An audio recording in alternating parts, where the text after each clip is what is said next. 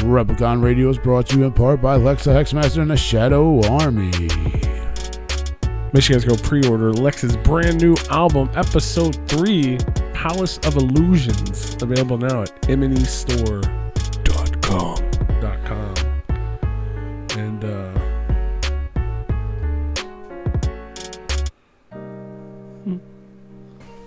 I wanna be a dinosaur.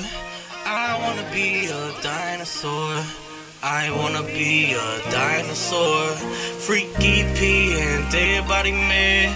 Big rule, yeah, take the stand for the underground, for the underground. I wanna be a dinosaur. I wanna know no Star Wars. I just wanna be a dinosaur. On Replicon Radio, you already know it though. Rapping that underground shit for the juggalos they represent. Yeah, I wanna be a dinosaur. Yeah, I wanna be a dinosaur. Replicon Radio. Replicon Radio. I wanna be a dinosaur. I wanna be a dinosaur. I wanna be a dinosaur. Wanna be a dinosaur for the wicked shit. Underground, y'all already know that we with the shit. Shout out to the homies intro. Hey, LinkedIn, yeah, we LinkedIn. Motherfuckers think they ain't gonna leave you with a slit throat. Thinking that they really peeking, but they don't know Freaky P with the shotgun aiming out the back. Motherfuckers know we already with the crack. And I ain't talking drillers, I'm talking some real shit. Believe that. Hey, Replicon Radio, that's exactly where it's at. Underground with heaven. Y'all motherfuckers better raise your hatchet. If not, y'all don't really have it. I'm one with the J-U-G-G-A-L-O. Replicon Radio. Replicon Radio. This a freestyle while I'm drunk. Let's get loaded. Ay, ay. Y'all already know where I'm at. Go and put the Replicon on the motherfucking map. If you ain't with it, then you bitches better be with it, cuz I ain't gotta say nothing to you bitches, bro. I be in the game for a long time, since I was like 14 with a raw mind. If y'all ain't tryna listen, better get the living because I got so much to say to you.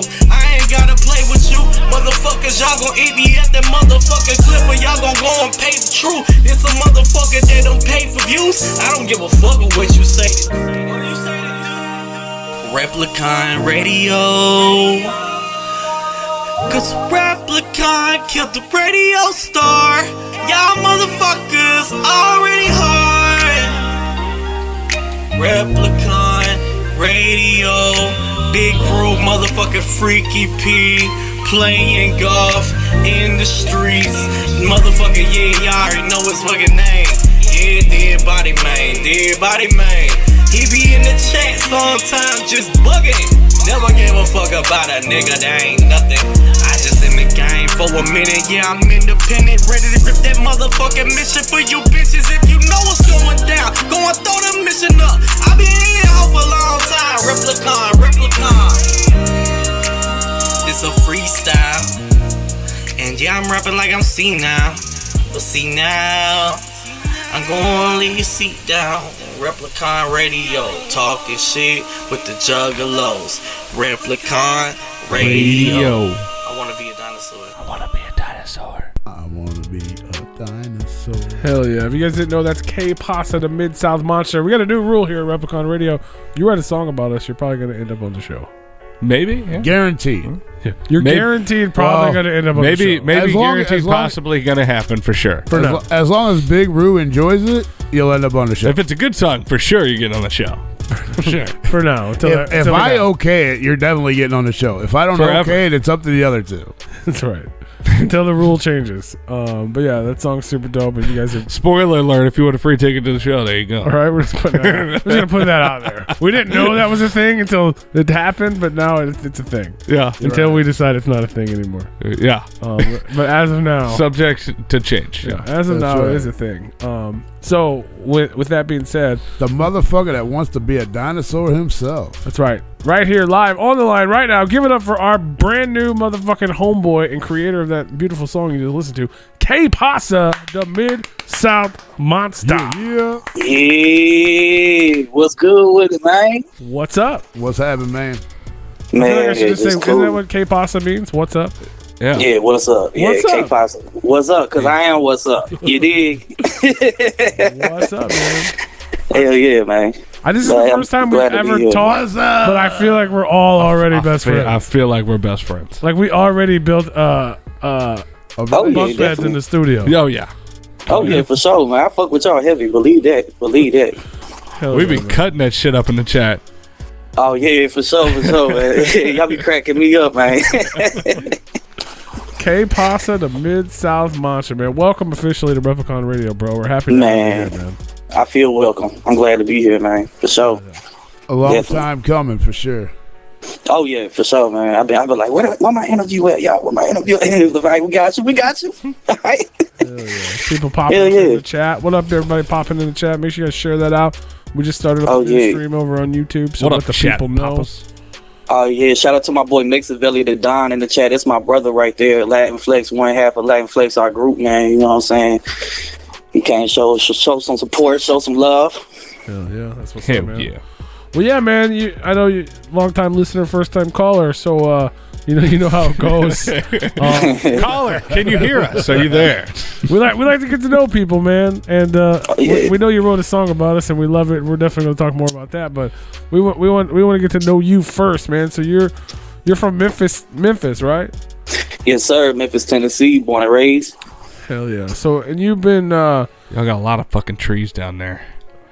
Trees. I don't You know. talking about the good trees, or you talking about They got the gold, good? trees Fucking down there. trees, man. Yeah, I ain't never Christmas seen so trees. many motherfucking trees in my life. When I had to spend 3 weeks in Tennessee, fuck that. They got place. pine trees, cedar trees. They got all the trees, oak man. trees. sometimes They got Walnut trees on the street. They got trees, Maple trees in the road, trees in the parking lots. They got trees everywhere, man. She ain't got trees in Missouri. They got they got Yeah, not like that. yeah. Not like Lots of that. sometimes that body man just says the stupidest shit. So pay no attention.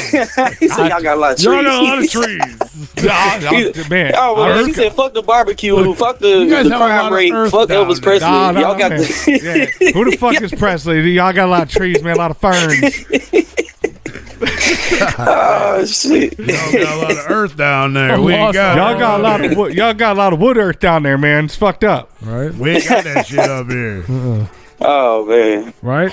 Like, You must not have been downtown. You must not have went downtown Memphis. No, dude. They lined every fucking road, every highway, everything was fucking nothing but trees. You can't see shit. I could list 100 things in Memphis, and none of them would be trees. yeah, well, bit. you didn't spend the 3 weeks down there that I did. I've spent plenty of time down there. Yeah. They Turned got out he some was in pretty another Memphis. He No, went I to didn't a go to whole different Memphis. I was in Murfreesboro. They got some. Oh, pretty that's nice- why, bro. That's why you didn't come See, to he knows Memphis. now. He gets it. Look, we have a saying down here. There's Tennessee, and then there's Memphis. It's Yeah. a whole different... No, I it's a wasn't whole in different Memphis. shit. No. I was in Murfreesboro. Yeah. You you come down was to in the Memphis, it's a woods. lot different. We're talking about fucking Elvis Presley and So barbecue hold on, this sauce motherfucker was in the woods and said he got a lot of trees. They got a lot of Isn't that trees. what's in the woods though? Hold No, hold not the like fuck this. up. You ain't never seen wood trees like this. Oh, I know them red cedar trees fuck you up, don't they? Nah, man. Look at me, no. Where I reside now is on the state line and actually in Mississippi, technically. So I'm like on the state line between Mississippi and I could walk to Memphis. Oh, you right there. You know with what I'm saying? Graceland. But over here, it's like, you know, Yes, Elvis. More owns trees Memphis, and shit, I guess. absolutely. I mean, does he really own it, or is it just like I don't know. Somebody said it in the chat, and I agree with it. figuratively speaking? He might as well own Memphis. He owns. hell no, that motherfucker don't own Memphis. Okay. Maybe 3-6 Hell no. Mafia owns it. Justin Timberlake probably owns Memphis more so than Elvis. Just got Graceland. He's good. He owns Graceland. Yeah, he ain't had that. He owns, He have all owns them that crazy Nike motherfuckers. outlet store right down the street from Graceland too. I love that place. Oh yeah, for I sure. just wanted for to sure. go to the Bass Pro Pyramid. Oh yeah, the pyramid. Yeah. I hate that they turned it into the Bass Pro Shop. I mean, I like what they did with the inside, But why Bass Pro of all things? Like, you just redneck the fuck up Memphis, like, on a whole different level. You didn't need to do that. You know what I'm saying? They already think we backwards and shit. Bass Pro fishing and shit. Man, come on now. What did it used to be? I don't know what it used to be. What did it used to be? It used to be like a coliseum of some sorts. Like, it used to be like almost what the FedEx Forum is today. Oh, shit. Well, I remember going as a little kid to see like wrestling and shit up there, watching Monday Night Raw when I was a kid at the Pyramid. That would be equivalent to our wrestling at the Chase. I always just thought it was a Bass Pro Shop. I thought Bass Pro just built. They did that. They did that a couple years ago, man. Like a little while ago. That's crazy. That's what's up, though. Yeah, they getting ready to build a new Bass Pro up here by us. It's gonna be over by. Nobody got one. No, it's gonna be like down the street, bro. Like like here? Yeah. Where the fuck's it gonna be at? You're talking about like here. Kirkwood, I think. Yeah, in Kirkwood, South County area. Yeah. Oh, they compete with the Alpine Shop. Fuck, I guess so. I don't know. It's a lot of fishing in Kirkwood. I do hear about fishing in Kirkwood. I mean, to be honest, with you, Bass Pro Shop got a lot more shit than just like fishing shit. I don't know. I've never. Oh yeah, I mean, this place has like a fucking man-made swamp with alligators in it and shit. Oh, okay. Yeah, that's This what this one that crazy. building by us. Oh, we can go swimming with alligators. They're supposed to have a boat. Dude, dude, there's a video of a dude who actually jumped into the goddamn. He jumped off of like some story or whatever, and landed in the water and then jumped out. Like fast in the motherfucker. Soaking wet, just trying to run out the goddamn pro shop and shit. Y'all didn't tell me them alligators are real. Shit. It's like, I'm gonna go down the street with motherfucker bit my ass. I was up and out. It's like, man, I'm gonna go down the street with them ducks at the hotel, man. I want to see them in the fountain. Fuck them alligators. Fuck that. Right, man. This shit wild, man. Hell yeah. So we're learning a lot about Memphis. I'm excited about this. Oh yeah. Yeah, but I still have not yet been to Memphis in May yet. No, I still have it's to dope. go. Yeah. It's not as chalked up like what it's chalked up to be. It's not as cool. Like, See, I heard nowadays it's not nowhere near as good as it was like. yeah, I mean back in the day, like when I went, I was like, I had just turned 17 or some shit like that, and CeeLo Green was playing. The hell was the name of that fucking band? I forgot the name of the band. They were playing. Couple dope artists were playing there. You know what? But it was just like rain. It just started raining on us, like pissing on us, boy. Like it shit, like get muddy as a motherfucker. It's like The Gathering. You know what I'm saying in that sense. But instead of being around like juggalos and shit, you're around motherfucking bunch of drunk rednecks. Right.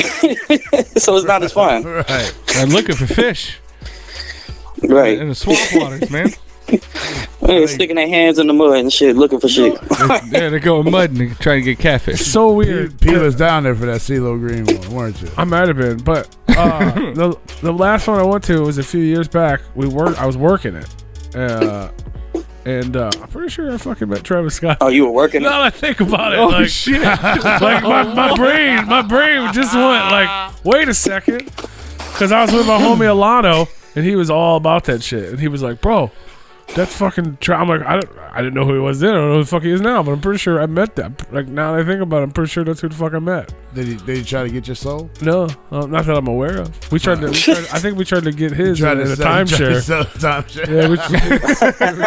I was trying to sell him a timeshare. You're like, fuck you on your pyramid scheme. I got my own pyramid scheme. I need your soul. You can rent it for one weekend a year. Yeah, but yeah, I remember Ed Sheeran was there, and Travis Scott was like on like the third stage or some shit.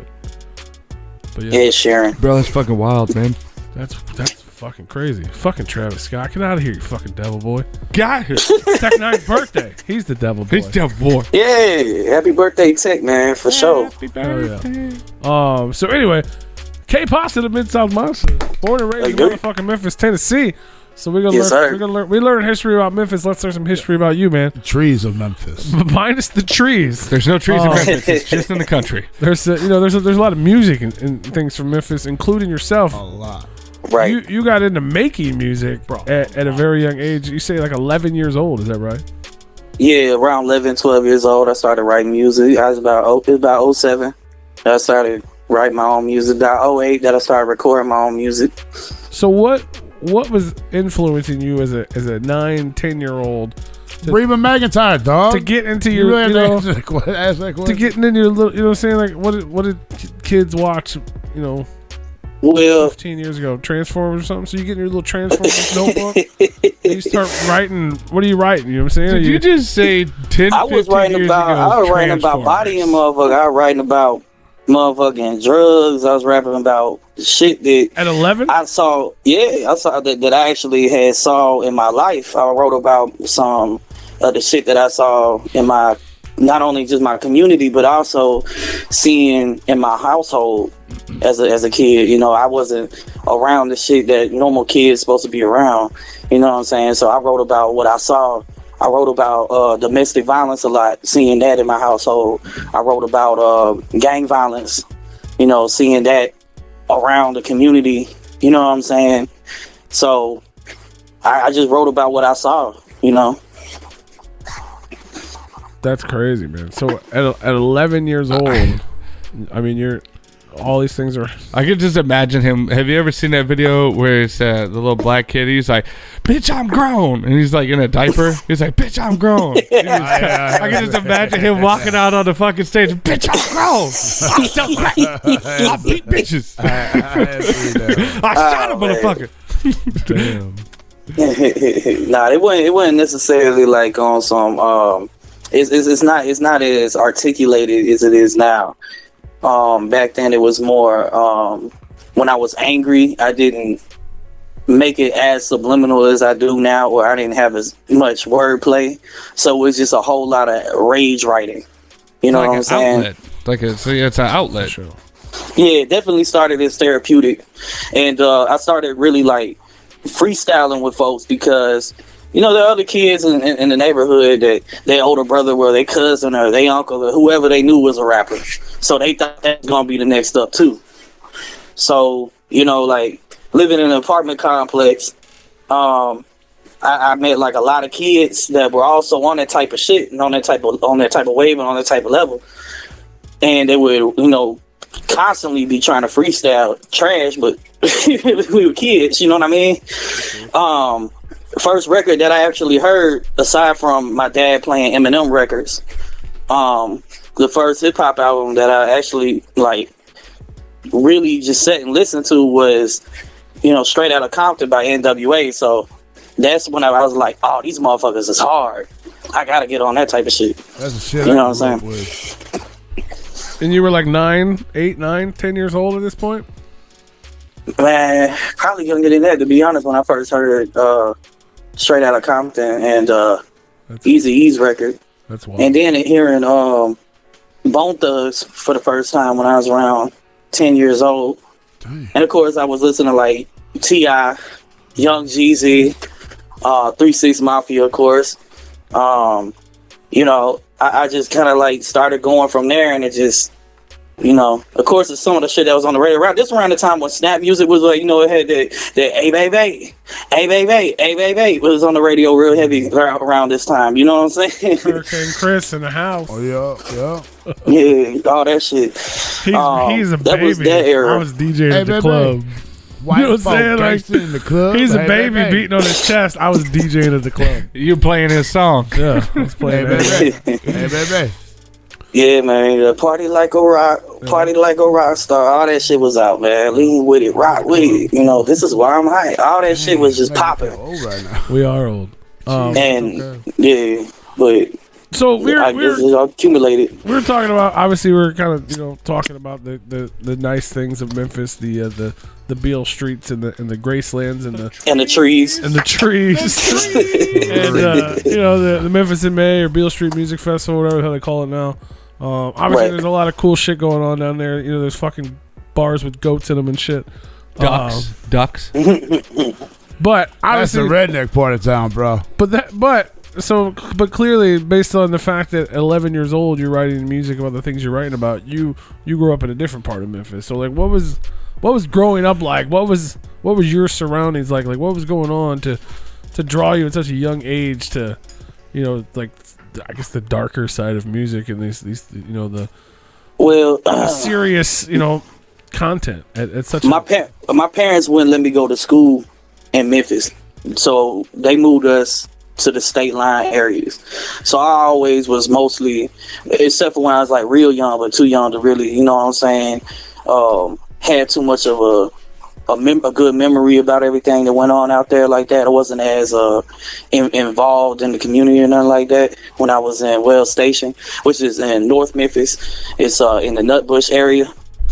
But I kind of had to stay in Mississippi to go to school. But it was like right on the outskirts of the South Haven area. So I was in South Haven and Horn Lake area of Mississippi. So, which is like Memphis extended. It's a metropolitan of Memphis still, but it's like, you know, subdivision or whatever you want to call it. You know what I'm saying? Of Memphis, but it's on a whole different state line. So it had the same shit that Memphis had going on, which is the typical shit you get in like any type of inner city environment or urban environment, whatever you want to call it. It was really, you know what I'm saying, people, houses getting broken into, cars getting broken into, gunfights, you know, people selling drugs, a lot of fucking fights in the neighborhood, shit like that, you know what I mean? Just, that's the type of shit that, you know, we saw a lot. And Memphis itself has just a history of dark essence to it. It's like Gotham City here. You know what I'm saying? Martin Luther King was killed here, you know?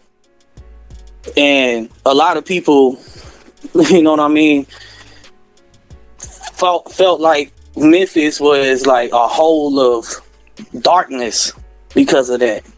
You know what I'm saying? Mm-hmm. So there was a whole lot of stigma that surrounds Memphis, and it's not just it's not a false stigma. It's got a lot of fact to it. And we got like places like Voodoo Village, which is like, it's not even voodoo, it's a Masonic temple, like a whole street. And on Mary Angela, and it's just like a whole street. Me and my boy Mexivelli went up there the other night, and bro, like I'm talking about like this dark ass presence, this dark ass feeling that you get when you just even go down the street. You see all these statues out front with all these like weird Masonic fucking shrines and symbols and statues and shit all in the front yards with a gate. Trespassers are being watched, signs and all that shit.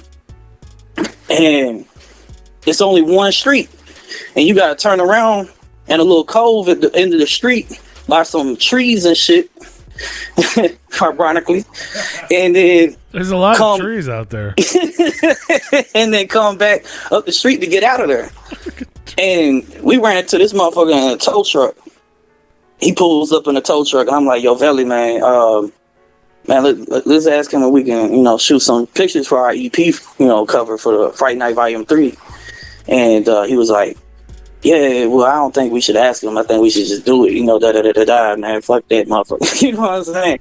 Like, fuck asking him, man. But I asked him anyway. You know, I didn't want to be disrespectful. You know what I'm saying? Let me just, you know, this he unlocking the gate and shit. You know, this probably, he lived there probably. And he's like, you boys, you know what this is? I'm like, I said, my dumb ass said Voodoo Village. And he looked at us, you know, what made you think that? Why would you call it? This is a temple. He didn't say Masonic temple. He said, this is a temple. Where y'all parked at? I'm like, down the street. We started to back up and shit. Like, we better get the fuck up out of here. He's like, y'all better get in your car and get on now. I'm like, oh, shit. Shit like that is Memphis. It's a motherfucker.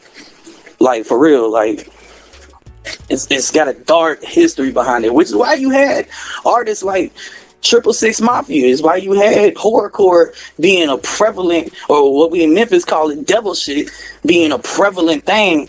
You know what I'm saying? They say there's records out there from unknown or at least known horrorcore Memphis artists where they swear up and down on the tapes that they put out that there's actual snuff audio on some of these tapes from that they took themselves. Like this shit wild.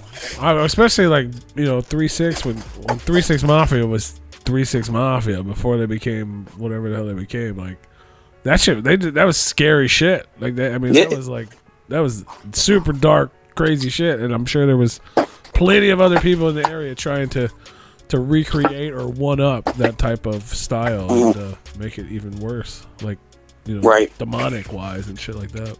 Of course, that's why we say, or at least I say personally, we hear about like ICP talking about what Esham was like to them the first time they heard Esham and shit. For us, I guess Lord Infamous is our Esham. Yeah. The way I look at it. I could definitely see that for sure. The motherfucking Scarecrow. Oh yeah, definitely. Yeah, that's people. Rest in peace, Ricky Dunnigan, man. It's crazy to me that people don't even realize what fucking 3-6 Mafia used to be. Dude, they don't realize that half of their fucking trap culture and trap style and all this emo goth rap. That's what they think. Yeah. All this shit that they got, the trap styles, the triplet flows that the Migos do and everybody else did after the Migos, and the goth rap, the emo rap or whatever, you know what I'm saying? They all got influenced by not only Memphis horrorcore, but horrorcore in general. Yeah. And it's bleeding through the mainstream. Look at Billie Eilish, little crazy ass out there doing what she doing, you know what I'm saying, with the backwards walking like she fucking the Exorcist or some shit, you know what I'm saying, in her videos, fucking bleeding black blood out of her eyes and shit, you know what I'm saying. That shit wouldn't be in pop culture, you know what I'm saying, to that degree, you know what I'm saying, without horrorcore influence. It's true. It's absolutely true. And 3-6 Mafia was, obviously we talk a lot of Juggalo stuff and ICP and Isha, but yeah, 3-6 Mafia, even though they technically became a pop group way back in the day, man, when it was all of them, that was some of the earliest fucking horrorcore type shit, along with. Oh yeah, definitely. Shit was crazy, man. I remember listening to that shit when I used to smoke weed, which is crazy because that was some fucking 100 years ago. Right, and artists like Playa Fly, and of course, shout out to my guy Kingpin Skinny Pimp, also being pioneers in that, but. Both Playa Fly and Skinny Pimp now rebuke the devil. They kind of went a different route with it. They do more. They don't do the horrorcore sound no more. They don't do the devil shit no more. They found Jesus. But shout out to my guy Skinny, man. Oh yeah, that's what's up.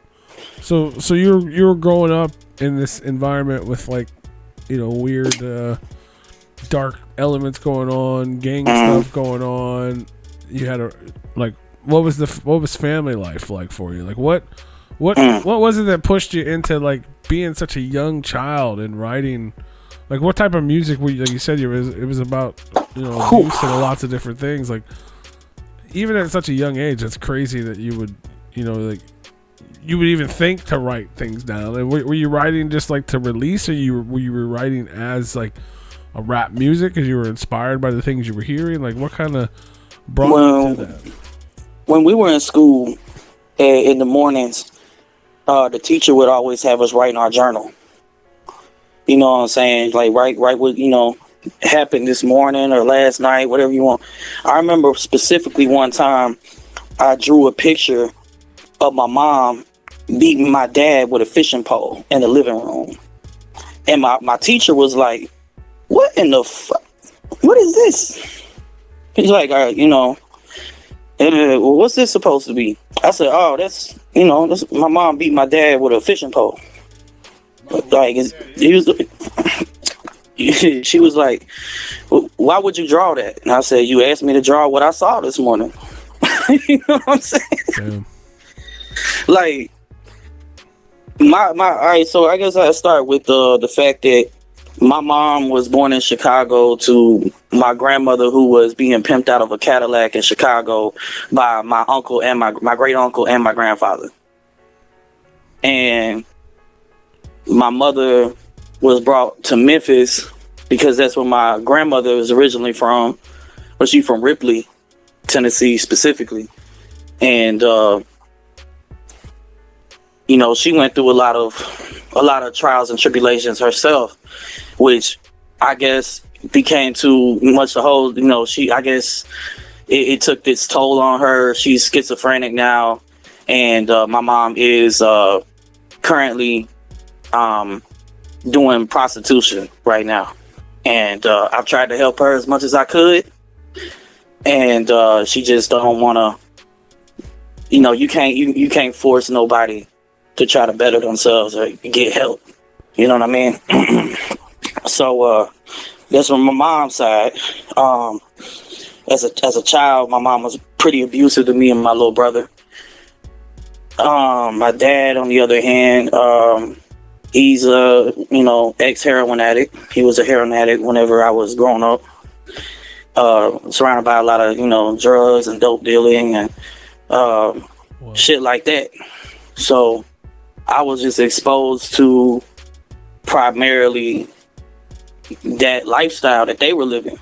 I remember having my first, beer and shot of whiskey only at 6 years old. I remember that they were laughing because I passed out on the floor playing my video games and shit. You know what I'm saying? Like, I don't know. It's just like that's kind of the upbringing I had. Like, my family life was very violent, very toxic. Jesus Christ. So all this. So this is happening inside the house. Outside the house, you got all the things going on. The gangs and the what was the name of the scary street? Voodoo Village. So you got Voodoo Village. You got gang violence going on outside. You got all these terrible things happening on the inside. So you just you got into music. Was that kind of your escape? Is that, I mean, at such a young age, is that where you just definitely like your teacher taught you to journals? Is that kind of how it started? You were just trying to get it out? It's just an accumulation of writing in the journals, everything that was going on, and like my escape was the writing in the journals, and the writing in the journals somehow just it just like escalated into pretty much just making it rhyme, so. And then from there and I grew. The older I got, the more I fucking loved hip hop. Like, I'm such a hip hop head, man. I study hip hop in depth, to the fullest that I could go. And I'm still studying things about hip hop to this day. You never can learn enough. So hip hop became a big primary part of my life, as well as a lot of metal music. And of course, the horrorcore genre as a subgenre of hip hop, came into my life through, like a lot of people, the Insane Clown Posse, when I heard the Great Malenko for the first time, whenever I was like 12 years old. So that definitely had an influence in me structuring the horrorcore aspect to the actual horrors that I was exposed to. Sure. So first you had 3 6 Mafia and NWA, then you stumble upon the Insane Clown Posse, and you're like, "Oh yeah, this is life, I guess." This is it. Everything's dark. Everything's. So that's just kind of where you started going. So you were writing that style of music. Was it all based on your life, or did you want to come up with the gimmicky type stuff like ICP? A little bit of both, man. A little bit of both. I started doing the gimmicky shit, I'd say, around 13, because I was like deep into psychopathic. I was deep into, LSP and SKR and shit like that. But I strayed away from horrorcore. I strayed away from horrorcore around 2009 for a little bit and started doing, something different because of what happened with Psycho Sam Makrowski. That scared the shit out of me. For sure. And I was like, yo, like, I don't want to be associated with somebody like that. You know what I'm saying? Like, yeah, there's killers out here and shit, but I tried my best to stay away from, them type of people in my life, But that motherfucker, man, like, with that whole situation, it disgusted me so much. And what really was the icing on the cake was seeing fans, other horrorcore fans, praising what he did and excusing it because they said he's real horrorcore because he really murdered some motherfuckers that were his friends. And I'm like, nah, that's a bona fide pussy move what he did. You know what I'm saying? That's why I tried to stay away from horrorcore for a little bit, but I got back into it, you know, once you know the mushroom cloud disappeared and the radiation started to wear off, so to speak. Yeah, that shit was fucking crazy. Somebody in the chat was asking what Psycho Sam was a horrorcore rapper back in 2009, I believe, and he legitimately murdered some people. His girlfriend and short, yeah, his girlfriend's friend's mom and dad, all in, slept in the house with him for 48 hours or so, you know, for 72 hours or something like that, and didn't even shower and then just left all the fucking blood on this motherfucker, you know what I'm saying? Like, yeah, like legit crazy, like the shit that people rap about, but legit did it. And yeah, it became a big thing because like he was part of SKR, right? And it was like he wasn't signed to him or nothing. He was like affiliated. Yeah, like they all knew him. Yeah, street team shit. Because I remember, like, you know, they were interviewing like Razakel and Sicktanic, and obviously Mars and Kung Fu and all that music, you know, inspiring that type of shit, and it was crazy. Right. Don't do that. Yeah, definitely don't do that. It's entertainment, man. It's entertainment for a reason. You know, we all a little bit, you know, obviously went through some shit and had some dark times in our lives to even listen to this music and relate to it to a degree. You know what I'm saying? Aside from having dark humor. You know what I'm saying? But I'm gonna be real with you, man. Like, it's entertainment. Leave it at that. You know what I'm saying? If you can't handle it, don't listen to it. You can't handle it, don't watch it. You know what I'm saying? If Halloween or Friday the 13th make you want to go off and start chopping motherfucker heads off, you don't need to be watching this shit. No, absolutely not.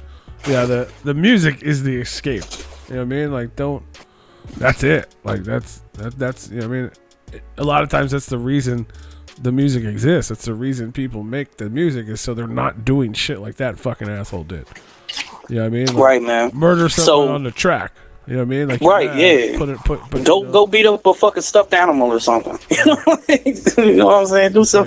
Get into boxing. You want to hurt somebody? Be a boxer, MMA or some shit. Start doing some shit like that. You know what I mean?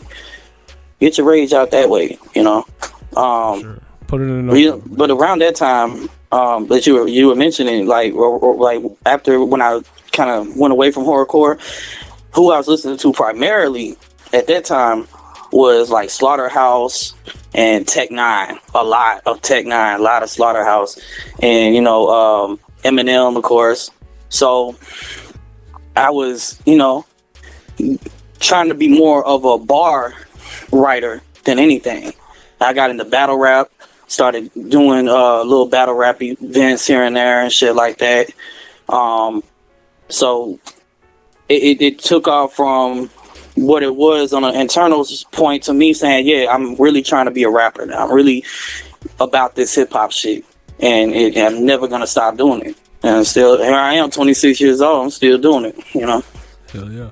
So when you were first getting started out, what you know, when you were in, like you said, like, you know, in the horrorcore and the juggalo scene, what kind of names were you going by? Was it K Pasza? No, I wouldn't always K Pasza. Like, my first ever rap name was called Crimson. Actually, I laughed when I saw that dude on Dr. Phil. I laughed. I was like, I'm glad I changed my damn name. Queen Crimson. Yeah, I went by Crimson. Then I went by Mossberg Dynasty. Then I went by the name. I went by so many aliases, man. I went by Obsidian Kid. Went by Slug Lord Vato. And I went by Slain Martyr. I went by so many different fucking rap names and rap aliases. But K Pasza, the Midsouth Monster, you know what I'm saying? K Pasza just, it's where it's at, you know what I'm saying? Originally it was going to be K Pasza, but back when I was Mossberg Dynasty, my moniker was the Midsouth Monster. You know what I'm saying? My other alias. And my boy Mexivelli is like, why don't you just add the Midsouth Monster to that? I think that sounds dope as hell. And so, you know, there we go. Que Pasza Midsouth Monster. Okay, Pasza the Midsouth Monster. What's up? Yes, sir. What's up? You said you went by We in the Dynasty at one point? I went by who? You said Dynasty? Malsburg Dynasty. That's so strange because of the other Dynasty. Yeah. And I met him and I told him my name at the gathering. I met him and the Head Hurts Monsters at the gathering. And I told him, I said, it's funny, man. I got Dynasty in my name. And he was like, oh, for real? Yeah, they cool people, man. I fucks with Dynasty, the Mexican Thugalo. The Mexican Thugalo. So when you're so obviously with a name like Que Pasza, so you're from like a Latin descent, like what? I'm mixed. My dad is white. My mom is Mexican and Puerto Rican. Okay. My mom's family is specifically from San Luis Potosi, Mexico, and my mom's dad's family is from Bayamon, Puerto Rico. Gotcha. Yeah, because I know obviously you mentioned earlier the group is called Latin Flex, and I see you with pictures with snow and a lot of proud heritage there. So tell me about the group. How did the group come about? Oh yeah, so Mexivelli and me met in high school, passing CDs out and shit at field day. And we traded CDs. Well, he knew about me, I knew about him. We just didn't link up like that until field day. But, you know, like we was still we were the only cats in the school that was like battle rapping folks, like on the spot and freestyling on the spot for people, you know. But we just hadn't linked yet. I was opening up for Lil White at the New Daisy, and I was selling tickets for that. And I think he actually bought a ticket, if I'm not mistaken. I think Velli bought a ticket from me and shit and everything. So we linked up, man, and we made like 2 or 3 songs together back then, like 2011, something like that, 2012, something like that. And I don't know, we just kind of fell off until we lost communication or whatever. But around 2019, I was on Facebook promoting some of my music, trying to make a little comeback because I had took a break. And an old friend from high school hit me up and he was like, hey man, it's cool you still rapping. Guess who else is still rapping? Remember this guy? And he sent me his link and I was like, I said, yo, that's old boy, man. I was like, I had to hit him up, and I did. And he was like, man, let's link up. We talked for a little bit, linked up, you know what I'm saying? And we started recording together. Then it went from recording together to doing projects together, then doing shows together. Then we started the group, Latin Flex, and saying, you know, that's my brother for life now. You know what I'm saying? Hell yeah, that's what's up. And then you also you linked up with another old friend too, who was in prison for 10 years. Yeah, man, Mexican. Shout out to my boy Mexican, man. Mexican, I knew him from when I was a kid.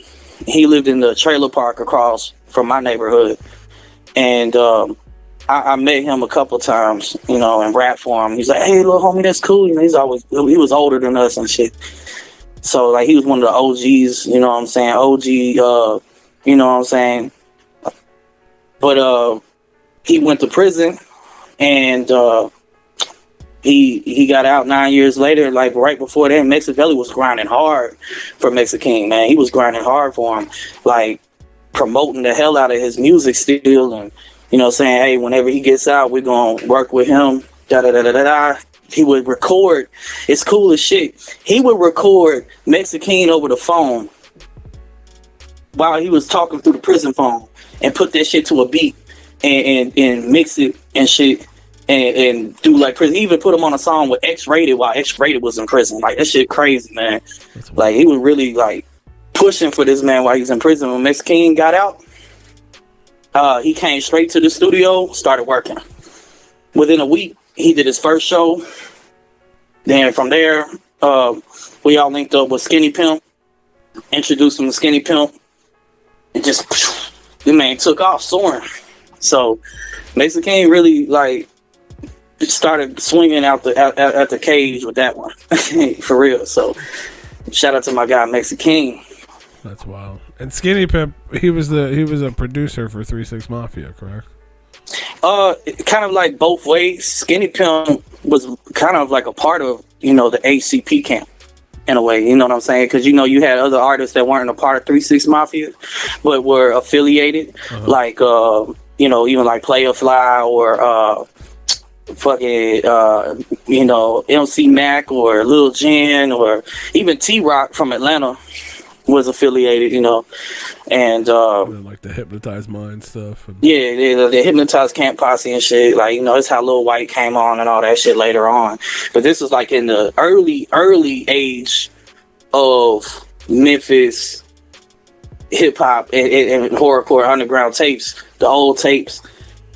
Like DJ Paul and Juicy J was on these tapes, but 3-6 Mafia wasn't necessarily as accumulated as a group yet. Like, it wasn't established as an entire group yet, because you had artists like Backyard Posse, which shout out to my guy Side Manson, aka Homicide, who was doing tapes, and DJ Paul was like working with cats like that.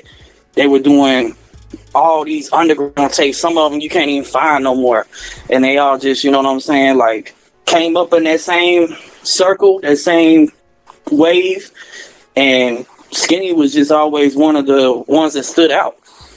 In '97 he dropped his album, which everybody knows that King of the Players Ball is like one of the biggest Memphis records, to the fact like Gucci Mane went in an interview and said that Skinny Pimp influenced him to rap. Yo Gotti used to go by Lil Yo before he was Yo Gotti. He was Lil Yo. He was repping Give Me Some Family, with Skinny Pimp. So, Skinny has always had like a footing in the Memphis, community and sound and influence on younger artists that we hear today. That's what's up. And then you guys ended up working with him. Are you still working with him? Is that a current relationship or? Oh yeah. We got some shit coming out here soon. Y'all heard an exclusive that I sent y'all. The In a Rage joint. That's gonna drop here soon. I don't know if we can play it again, because that was a one-time little snippet for people. But we got some other shit in the works. I also somebody I met through Skinny. Dark Caper is a homeboy of mine from Chicago. We linked up with, and he really been he got albums with T-Rock and shit. So he really been K-Rock and T-Rock. Rest in peace, K-Rock.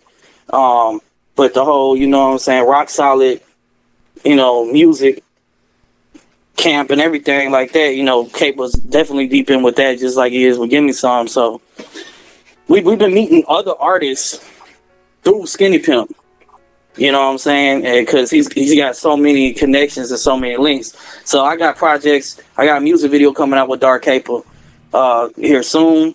Yeah, this shit fire too, man. Wait till y'all see that, John. Anyway, but it's a lot of shit coming, man. It's a lot of shit coming in the works for real though. So yeah, it's always a grind with Skinny. Hell yeah, that's what's up. Yeah, if you guys missed that exclusive song, we premiered it. Was that last week? 2 weeks ago? 2 weeks ago. So yeah, let's keep that on the DA. I don't want too many people knowing about that. I shouldn't even done it. It was just like I wanted y'all to hear something raw, like straight up, like better mix than what I do in my home studio, something that we do at the actual studio. So I was like, what better way to put all my folks on one track and etc. by doing that. So that was a dope song. But yeah, it's gonna come out soon. So then yeah, I didn't want to do it again because I probably would have played it again tonight. But that's you said what now? I said I'm glad you said that because I probably would have played it again tonight since you're on the show. Is Mixavelli still in the comments on there? I don't know. Velli, if you in the comments, man, let me know what you think about that, man. I don't know. But let me know what you think. hell yeah. So that's what's up. And then obviously we played it at the beginning of the segment, and people that tune in the show regularly, they heard it. You wrote a fun song all about us, man. Oh yeah. Man, I got drunk and I just got done listening. I just got done watching the Zitro and Abe LinkedIn interview, and you know what I'm saying. I felt like, you know what I'm saying, like that was a really cool interview, and it was cool being able to, you know what I'm saying, actually chime in and have a little, you know, some of these things, you know, you can go on and show love, but no matter how much love you show, you know what I'm saying, people still act Hollywood with you. You guys, you know, don't do that at all. Like I don't see that type of attitude or mentality coming from y'all at all. Yeah, same with Zitro, you know what I'm saying, same with A LinkedIn. I'm so Hollywood, bro. I had to show love. What's your name again? I already forgot. I'm so Hollywood, dude. My name's Carl. Who is this guy? Carl? K Pasza? What is that? Cheese? What's going on here? Queso pasta. Cheese pasta? What are you, macaroni? I'm a real Mac. Mac with cheese. That's what's up. No, hell yeah. Nah. What's up? That's so funny to me. What's up? Yes, sir. Hell yeah. So now that you said, I don't know where you said it. You said something. You said it somewhere that you sent to me, and I don't know what it was, but it said, although you've been in the game for 14 years, it is just the beginning for my man, K Pasza. So what's happening? What's going on in the world of K Pasza, the Mid-South Monsta? Like what can the people expect? What's the game plan? Well, like I said, we got a music video me and Dark Caper got coming out soon. I just did an intro for my guy, Keo the One, who's in the chat right now. He's a homeboy of mine from Flushing, Queens, New York. And, you know, shout out to him and the homie Slick NYC. You know what I'm saying? They make music and shit. I've been fucking with them on some shit.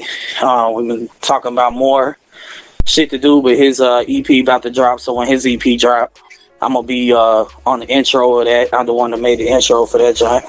And, shit, there's gonna be some more Latin Flex hopefully coming soon.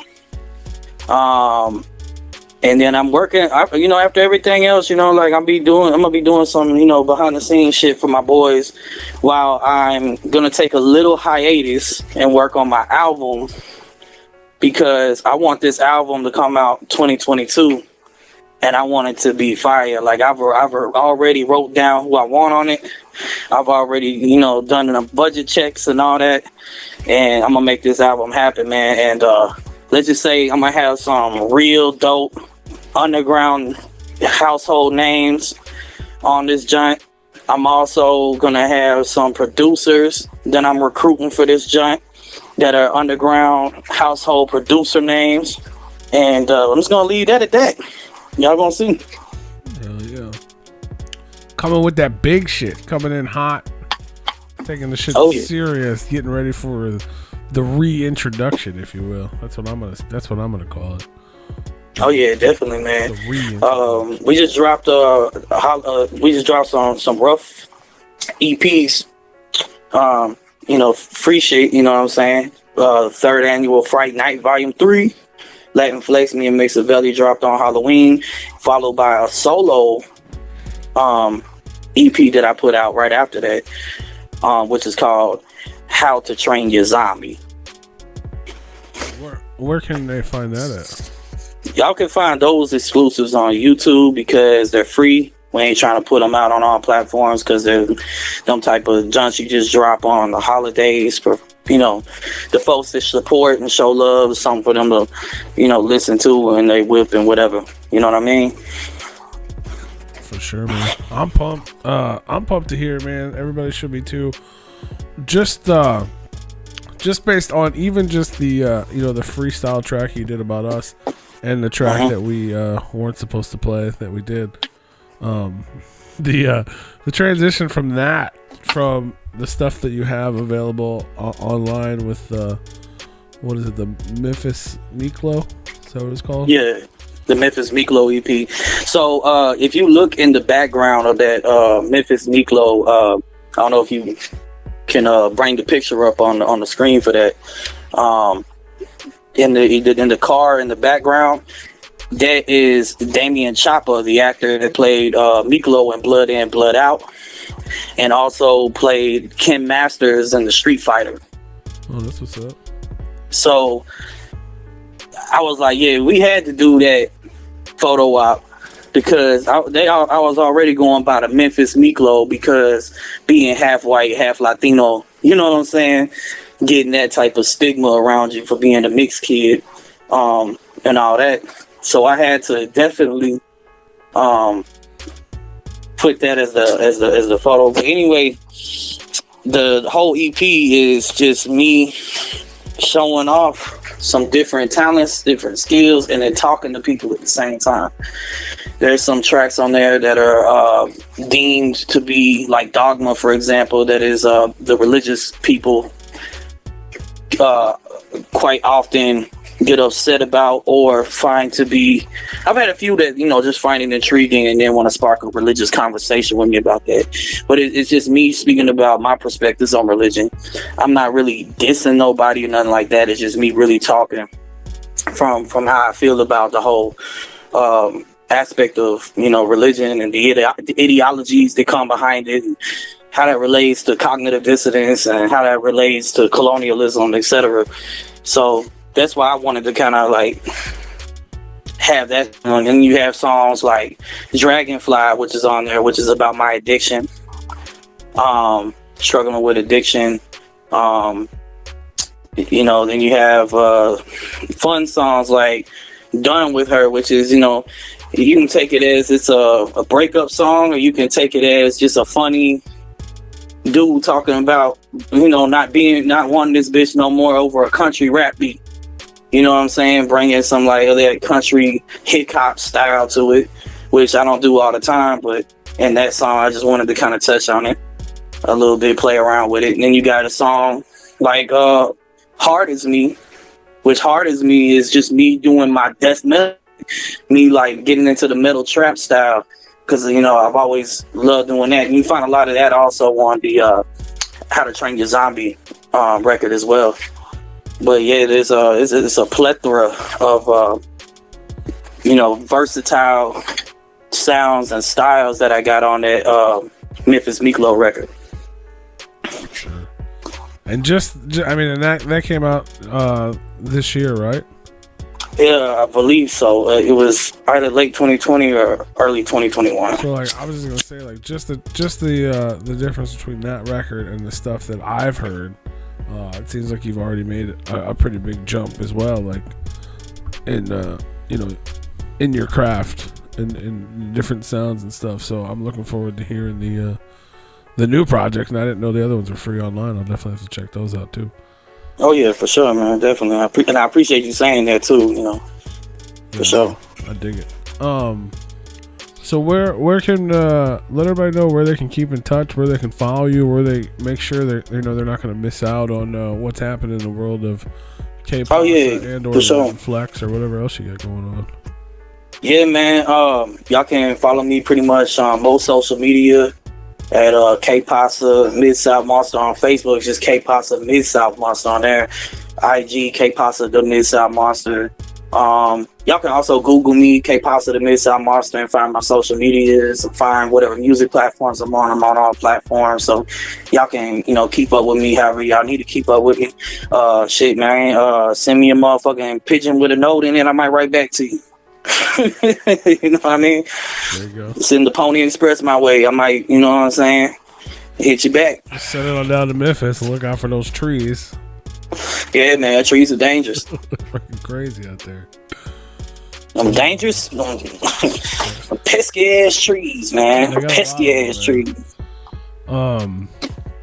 So I don't really even know how to ask this. So like, obviously you had a pretty dark upbringing. You came from a, you know, not so bright area, but you seem to be a pretty fun, loving, happy, positive guy, man. Like, how did we end up here? I'm I'm bipolar than a motherfucker. I ain't gonna lie. I had to really force myself sometimes to put on this, the smile and the happiness. That's the only way, my only escape aside from music, from the melancholy feeling and the depression, is to, try not to think about the depressing aspects of my life. Instead, just try to have fun and try to get myself out of that feeling. I don't like feeling like that. So, some people embrace that shit and dwell in it. I did that when I was a teenager, and it damn near cost me my life, and I can't, and my sanity. So I can't be like that no more. I gotta try to keep my head as straight as possible with this shit. You know what I mean? Absolutely, man. No, I appreciate it. I'm glad you're a happy, fun-loving guy, and I'm glad that you want to be a dinosaur. Oh yeah, man. I mean, specifically a velociraptor. Is that what it is?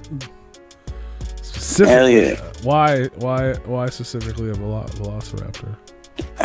Pounce on a bitch. Whatever sound they do, you know what I'm saying? And they sound like dogs being wounded and shit, but yeah.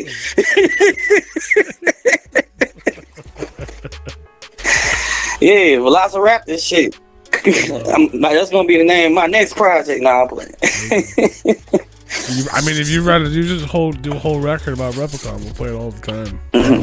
I'm gonna get. I want to be a dinosaur. Actually, remastered, and I'm putting it on my album. By the way. Are you? Yes, sir. I'm putting it on my album. We got the exclusive original version though. What I wanted to do is get y'all on it. Like, y'all ain't got a rap or nothing, but you know what I'm saying? Like, just do some type of skit on there or something for me. Whatever. Big Ru's gonna rap. I'll rap. Tony left. Tony just say some stupid shit about trees. Oh yeah. Don't want to hear I only want to hear the tree talk. I hear. I see. They're like, oh, you want to be a dinosaur? You guys got a lot of trees. Yeah, exactly. You want to be a dinosaur, you got to deal with the trees. Damn it. That's the type of environment they live in, motherfucker.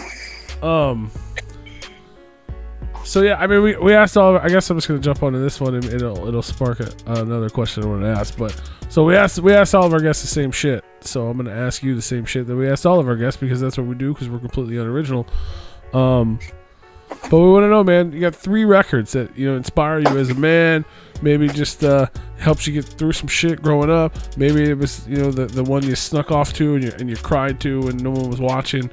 Whatever it is, 3 records, 3 albums you just could not live without. What would they be? Tech 9, Absolute Power, Dark Lotus, Opaque Brotherhood, and Twisted Independence Day. He was waiting for that. I had that. I was at work thinking about that. I'm like, wait till they ask me this question. He was just sitting there waiting on that one. Yes, sir. I should have just not asked you. I'm glad you did. Because those are 3 banger albums right there. Brotherhood, huh? Especially Opaque Brotherhood. I can listen to that shit every day. I mean, it's a great record. Start to finish. I've never. Lotus has been on many a list, but I don't think it's ever been Opaque Brotherhood. That's different. Yeah, it's just, I don't know why it's different. I think Kuma was involved in the production on that to a bigger degree, and I think like Kuma is very slept on when it comes to his beats and production. Kuma's amazing. Absolutely. So it's one of my favorite producers. No disrespect to people like Shaggy the Airhead and Mikey Clark, or of course Mikey Clark the legend, but you know what I'm saying, like or Mike P or Fritz the Cat or anybody else that's worked with ICP. But damn, man, I gotta give it. Kuma has got to be one of the best, in my opinion, with his production and his beats that he be doing. I mean, I agree. Kuma's fun. I remember the W Fuck Off radio days. Now I miss that shit, bro. The Kuma's Rave Cave and shit. Yep. Yeah, Kuma's sit there and play some dope beats, man. Yeah, he's still killing it. We had him on not that long ago. I don't know if you know that, but yeah, he's doing all the electronic music stuff still and DJing. He's dope. Yes, sir. Shout out to motherfucking Brian Kuma. Yes, sir. That's dope though. Opaque Brotherhood. Oh yeah. Okay, brotherhood. So Man. So I was gonna ask, like, what other type of things? Like, obviously, we talked about ICP and 3-6 Mafia and growing up in that area. But you know, we got the picture of you with Snow, and obviously you have the Latin background, and all that seems to be a, you know, pretty big. What kind of stuff is there? More stuff like that, like the Snow and things like that inspire you? Yeah, of course, man. I love Chicano rap, man. Chicano rap, also like Mr. Capone, Mr. Criminal, man, SPM, you know, South Park Mexican, free SPM, man. Shit, man. Juan Gotti, yo, my boy Mixabelly got a song, Juan Gotti, go check that out. You know what I'm saying? Just like so many like Chicano artists, like Mr. Shadow, you know, and horrorcore kind of bleeds into the Chicano rap culture to a degree, or vice versa.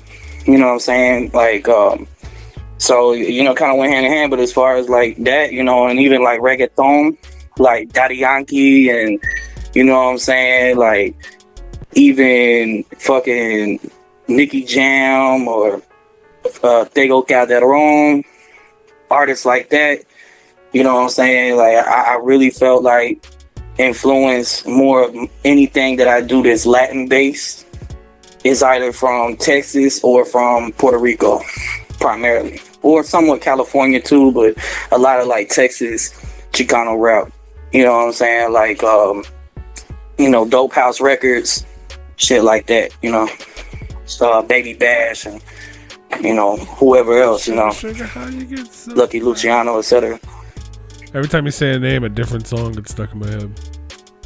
Wait, what name? You said Baby Bash, and I was like, how'd you get Baby Bash? Move your body like a cyclone. There you go.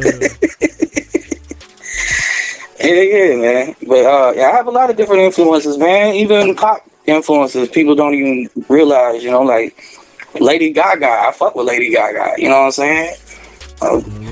Fucking listen, like, I think her style is dope. I think her aesthetics are dope.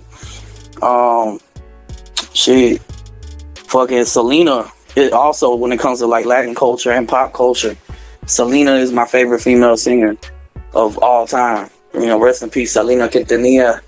You know, for real. That's what's up, dude. All kinds of, yeah. I know it's like a big, you know, a lot of that stuff. I'm not super familiar with, and you know, obviously I didn't really grow up with Latin music or anything like that. So I know it's like a big community of people, you know, that like everybody. It seems like everybody kind of supports each other, and it's a lot of inspirational stuff. Oh yeah, I mean, if you want to talk more about in depth, is as far as what the Latin community in Memphis, as far as like the scholar of that history is my boy Mexavelli for sure. Yeah, he put me on game with so many like legends. We recorded with all of them. We recorded with pretty much every fucking legend from Memphis, from the Latino community. You know, shout out to Fabio El Chapo. Shout out to MT Loco. Shout out to Big Dice, Mr. Dice. You know what I'm saying? Like, shout out, you know, all them cats, man. Like, that, you know, they're putting it down for even Mexican, you know, he's an OG. You know what I'm saying? Well, real respected and regarded, you know what I'm saying? Out there, you know, Son Azul, you know, so many different Latino artists that are out here in Memphis putting their grind on since like 2005 and shit, you know what I'm saying? That, you know, now are like pretty much retired or just dropping little shit here and there and blessing us with collaborations. You know what I'm saying? So, yeah. Have you had a chance to work with Snow? Oh, I gave her a tape. We met her at in Nashville. My homegirl Kelsey Lynn was opening up. A homegirl of mine from Lansing, Michigan. And we went up and met with Kelsey Lynn and them. Shout out to her, man. She blowing up, man, for sure. But we got on. We got at the show, man. We turned up. Got to meet Snow. Took pictures with her and shit. I gave her my tape on a flash drive, and I never got a word back. But you know, sometimes that shit happen, but you can shoot your shot. I shot my shot, and never got a call back or nothing like that. But I would still love to work with Snow in the future for sure. Actually, the closest I got to work with Snow is me and my boy Rox, another Latino Memphis legend, did a song with Drew Pacino, which is close with Castro Escobar, which was with the whole Vibe Higher project with Snow. Snow signed them as artists and shit. And one of the producers that did a lot of Snow's beats and shit, and all of Castro's beats, producer named E.C. Martinez from Houston did a beat, and I bought the beat, and he's like, hey man, I ain't gonna lie, Snow the product was gonna buy this beat, but she was gonna use this beat, but you went ahead and bought it. So letting you know, you got it before she did. A little something that you might want to know. So in the song I was like, E.C. Martinez made this beat for Snow the product, but I bought it. So Claudia, I hope you're feeling this project.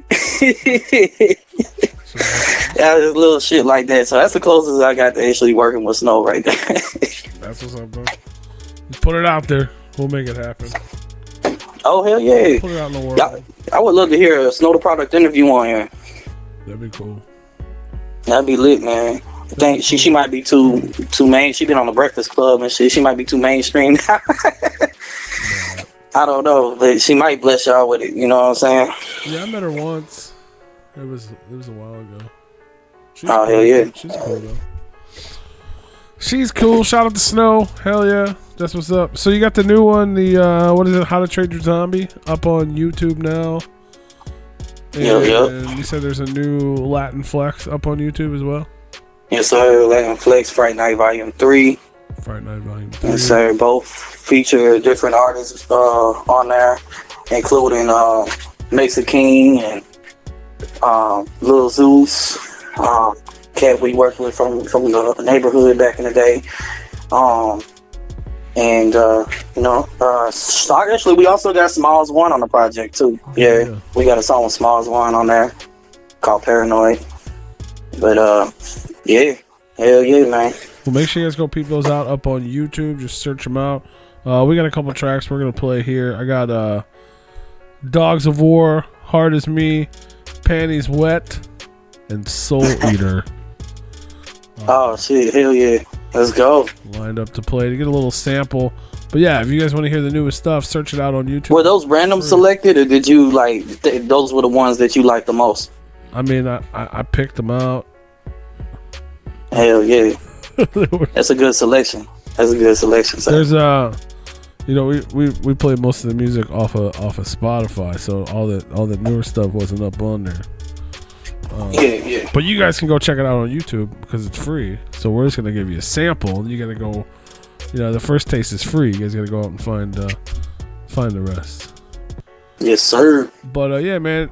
Remind them again where they can follow you so they don't miss out when the record drops and the new stuff comes out. And definitely. Any last words or shout outs or anything like that before we kick them with the music?